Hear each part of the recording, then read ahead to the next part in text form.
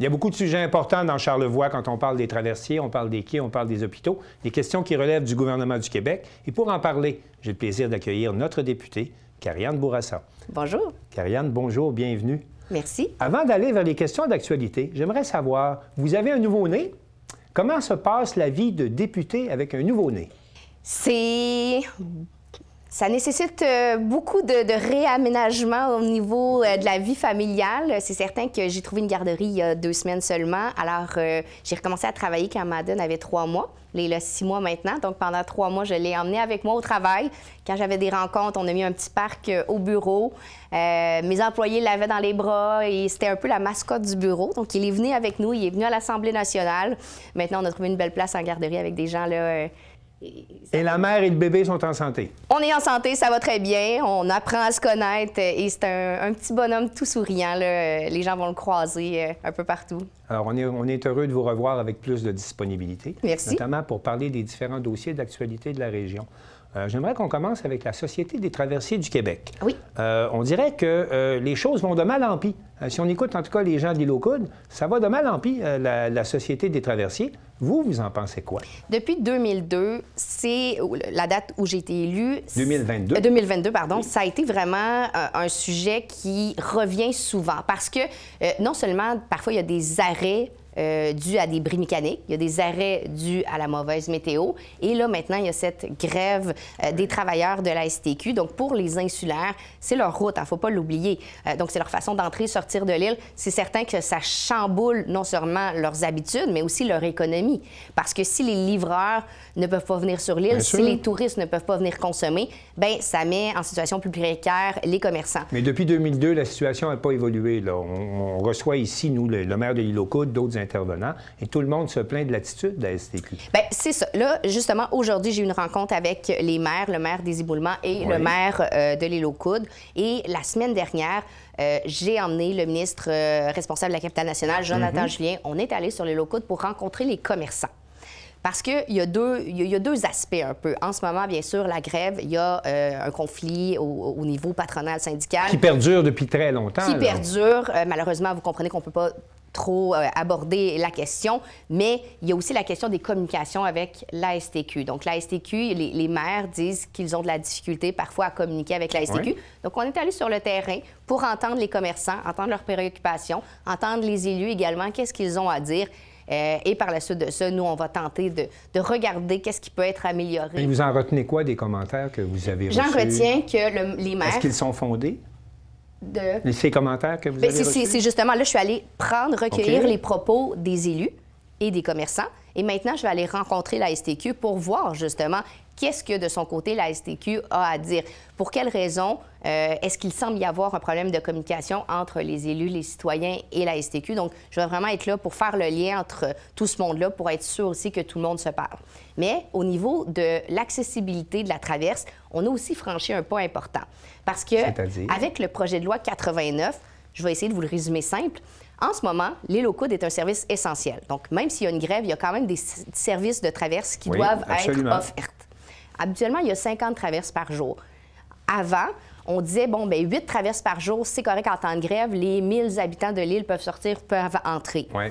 Nous, ce qu'on est venu faire avec le projet de loi 89, c'est qu'on est venu demander au tribunal administratif du travail, c'est lui qui détermine le nombre de traverses qu'on doit offrir par jour en service essentiel. Oui. Là, le tribunal va devoir prendre en considération l'économie de l'île, les touristes, les commerces, la livraison. Donc, on vient ajouter non seulement la sécurité de la personne, mais la sécurité économique. Donc, lors des prochaines grèves, pas nécessairement celle-ci, quand le projet de loi va être adopté et qu'il progressera, bien, la prochaine fois qu'il y a une grève, le tribunal pourrait dire, bien, nous, on demande, par exemple, 20 traverses par jour parce qu'il faut que les touristes puissent venir consommer sur l'île. Mais la loi n'étant pas adoptée, cette année, pendant la grève, ça va être le statu quo. En ce moment, on ne peut pas travailler sur la situation actuelle puisqu'elle est en cours en ce moment. Vous savez, quand on travaille sur des lois, c'est ce qui arrive. Mais j'ai bien entendu les insulaires et c'est là-dessus que je travaille avec eux. Je les ai même aidés à faire un mémoire. Ils ont déposé un mémoire, les commerçants et l'industrie touristique, pour expliquer aux ministres, pour expliquer aussi aux autres parlementaires à quel point, eux, ça les impactait lorsqu'il y avait des grèves et pourquoi est-ce qu'on devrait reconnaître l'aspect économique. Alors, on comprend que les représentations étaient faites auprès de vous. Effectivement. Vous avez également proposé une solution avec le projet de loi que vous venez de nous expliquer. Mais à court terme, là, est-ce qu'on peut obliger la STQ de s'asseoir avec ses syndiqués et négocier? Ça, parce que le nœud du problème demeure là. C'est vraiment du côté syndical. Il faut laisser les gens négocier. Moi, vous savez que le syndicat a tenté une poursuite au tribunal du travail pour mauvaise foi contre la STQ. En tant que député, moi, c'est appeler les deux parties à s'asseoir et négocier parce qu'il n'y a personne qui est gagnant là-dedans. Les citoyens ne sont pas gagnants, les touristes qui veulent venir sur l'île. C'est aussi l'image de l'île qui écope parce que les gens vont se demander est-ce que les gens ont peur d'aller à l'île pour ne pas revenir. Alors, on travaille activement sur le dossier, autant sur les fronts de la grève, autant sur les fronts des communications avec la STQ, les navires aussi de relève, l'entretien des navires. Donc, on a eu une belle rencontre productive ce matin. On a appris il y a quelques jours qu'on n'allait pas vers la réfection complète des quais, mais qu'on allait continuer à investir pour garder les quais en état de fonctionner. On a annoncé 50 millions. Oui, mais les quais vont devoir être changés parce qu'ils ont atteint leur fin de vie utile. Dans quelques années, il va y avoir une réfection. On n'a pas avancé là-dessus. On a dit, à court terme, on met 50 millions pour conserver les quais. C'est bien ça, là? Bien, en fait, c'est que le dossier d'opportunité, parce que vous savez qu'en 2000, c'est Émilie Foster, en 2021, qui avait lancé un dossier d'opportunité. Donc, on va analyser la traverse. Est-ce qu'elle change de place? Est-ce qu'elle reste là? Donc, il y a une étude qui devait être faite pour savoir aussi si on reconstruit... Ça a été annoncé il y a déjà au-dessus d'un an quand même. Et ça avait été arrêté en 2022 parce que, vous vous souvenez, Mme Greta Bédard avait annoncé des coûts de plus d'1 milliard de dollars. Puis là, on a mis ça en... Geneviève Guilbeault, la ministre des Transports, suspendu le dossier. avait dit c'est beaucoup trop cher, retournez à la planche à dessin. Et la STQ avait dit nous, on attend en 2026. En 2026, on va reprendre le dossier, on va retravailler sur des propositions. Donc, c'est ça. 2026, c'est demain. Donc là, nous, ce qu'on veut savoir avec la STQ, justement, c'est, bon, qu'est-ce que vous allez analyser? Qu'est-ce qui va être pris en compte? Parce que là, oui, il va y avoir une réfection des quais, mais entre-temps, c'est sûr que là, l'âge fait son œuvre. Alors, il faut mettre des sous rénover les quais. Et aussi, il faut adapter les quais aux navires électriques qu'on va recevoir en 2029-2030. Si je ne me trompe pas, c'est 2031 pour qu'ils naviguent là, sur le Est-ce qu'on n'est pas face à une solution temporaire qui risque de devenir permanente? Mais en même temps, au même titre que le pont de l'île d'Orléans qui se dégradait, même si on en construit un nouveau, il faut quand même mettre de l'argent sur l'ancien pour le maintenir le temps que le nouveau soit construit. C'est l'engagement que votre gouvernement a pris en ce qui a trait au quai. Là, pour bien, c'est sûr qu'il y a des choses à faire sur le quai avant de construire les nouveaux. Ça, c'est certain. On ne peut pas les laisser se dégrader. On ne peut pas parce que c'est la route, encore une fois, des insulaires. On ne peut pas se permettre qu'il n'y ait pas de quai qui soit accessible. Parlons maintenant du dossier des hôpitaux. Beaucoup d'inquiétudes dans le secteur est de Charlevoix. À Baie-Saint-Paul, un hôpital neuf, là, ce qui est une chose assez rare au Québec quand même. On a l'impression qu'un peu partout au Québec, ça crie beaucoup dans le domaine de la santé. Il y a des régions qui sont vraiment mal desservies. Ça crée beaucoup d'inquiétudes quant à la réalisation de l'hôpital à la Malbaie. Qu'est-ce que vous pouvez nous dire là-dessus? Là-dessus, puis ça aussi, j'ai beaucoup travaillé sur le dossier, puis je veux rassurer les gens, il n'y a aucune scène de l'agrandissement de l'hôpital de la Malbaie qui va aller à l'hôpital Maisonneuve-Rosemont. Ça, puis les gens peuvent... Ça, c'est le court terme. Oui, c'est sûr. Puis, tu sais, les gens, quand ils voient « ça va mal à Montréal », est-ce qu'ils vont prendre notre argent pour l'envoyer à Montréal? Non.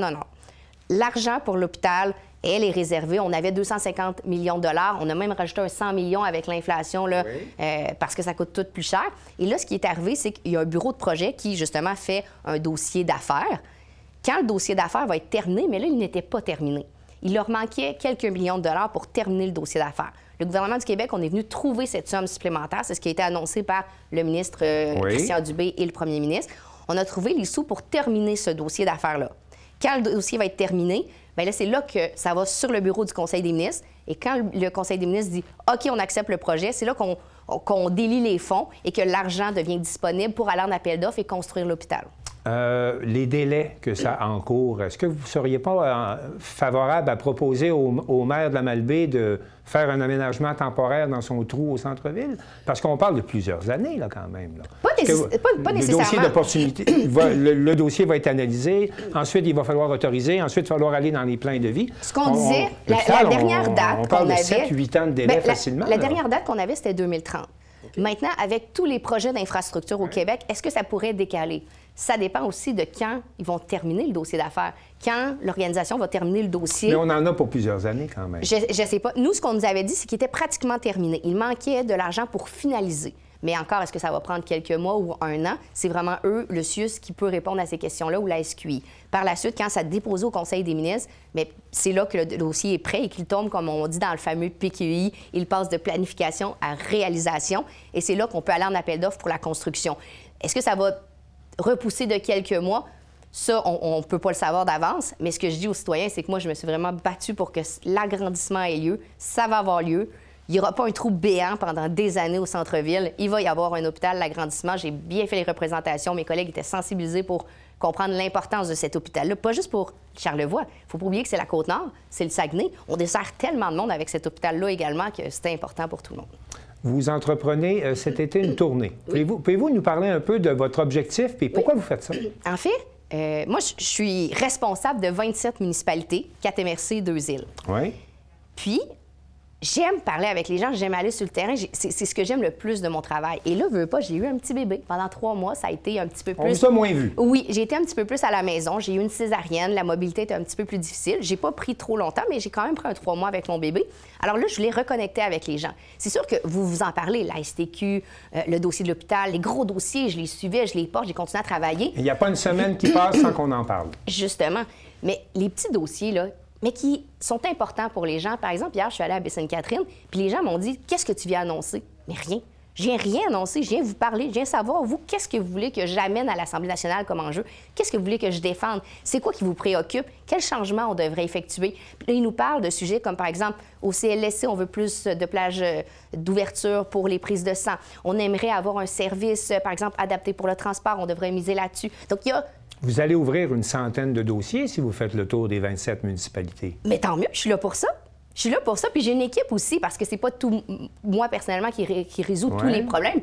J'ai une équipe avec moi, j'ai quelqu'un du côté de la Malbaie, j'ai des gens à Beaupré également. Alors, mes collègues sont là pour aider, puis la députée, on sert à ça. Il y a aussi des gens, puis c'est un travail aussi de démystifier ce qu'on fait, de vulgariser. Il y a beaucoup de gens qui ne savent pas, les députés, ça sert à quoi. Et je leur dis... Vous pouvez appeler un député, par exemple, si votre dossier traîne, vous êtes en attente d'une opération, vous pensez qu'ils ont perdu votre dossier, on peut vous aider là-dedans. Ça peut être un dossier avec Hydro-Québec, ça peut être... Il y a des petits dossiers que les gens ne savent même pas qu'on peut les aider. Donc, je viens parler des services qu'on offre au bureau, de l'accompagnement qu'on fait. Je viens entendre les gens sur leurs préoccupations. Mais le but, c'est vraiment de connecter avec les gens de la région. Puis je ne suis même pas en campagne électorale. La campagne, c'est dans 18 mois.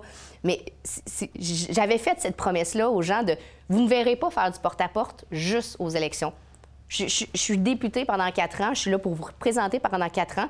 Puis je vais dans, même si c'est plus loin, je vais dans toutes les municipalités. Outre les grands dossiers dont on a discuté, puis dans le cadre de vos tournées, qu'est-ce qui vous apparaît comme le dossier le plus important actuellement, quelque chose qui vous apparaît comme une nécessité dans lequel vous devriez vous engager? Est-ce qu'il y a un ou deux dossiers en particulier qui passent sous le radar, mais qui, selon vous, mériteraient plus d'attention? Bien, c'est certain. Étrangement, les hausses tarifaires et la guerre économique avec les États-Unis revient beaucoup. Est-ce que c'est l'impact de la campagne fédérale? Donc, les gens en ont beaucoup entendu parler à la télévision. Les gens s'inquiétaient. Aux gens, vous savez, dans Charlevoix, il y a le secteur forestier qui est très important. Donc, ces gens-là se sont posés des questions. On a le manufacturier, des gens qui exportent aussi. Et vous venez de rencontrer l'UPA? Oui, on a rencontré l'UPA aussi. C'est sûr que l'agriculture occupe toujours une place importante dans la circonscription. Vous savez, avec l'Île-de-Rien, mais aussi Charlevoix, où il y a beaucoup de fermes. Aujourd'hui, j'ai rencontré les producteurs de porc, puis c'est justement ce qu'ils ont mis de l'avant. Vous savez, la production de porc, 70 des coûts, c'est l'alimentation des porcs. L'alimentation, c'est le maïs et le soya. On n'en fait pas pousser ici dans Charlevoix. Il faut l'emmener. Mais on les emmène en camion. L'essence, le diesel, ça coûte plus cher. Ça coûte plus cher élever des porcs ici qu'ailleurs. Exactement. Donc, c'est ces enjeux-là. Puis ça, c'est en rencontrant les producteurs que je vais connaître ces enjeux-là, que je vais pouvoir me les approprier et aller les défendre. Donc, mais pour ça, il faut que je les rencontre, ces producteurs-là. Donc, c'est exactement ce que je fais. Je fais une tournée, je rencontre les organisations, je rencontre les citoyens, savoir c'est quoi leurs préoccupations pour mieux pouvoir les représenter. Alors, on lance une invitation à tous. Contactez votre député pour la rencontrer. Elle va être disponible tout l'été. Ça se peut que je vienne avec un petit bébé parce que, comme hier, justement, il a fait la tournée avec moi. Il est venu rencontrer les citoyens, mais on vient en double maintenant. Alors, vous serez la bienvenue. Merci, Karianne Bourassa. Merci beaucoup.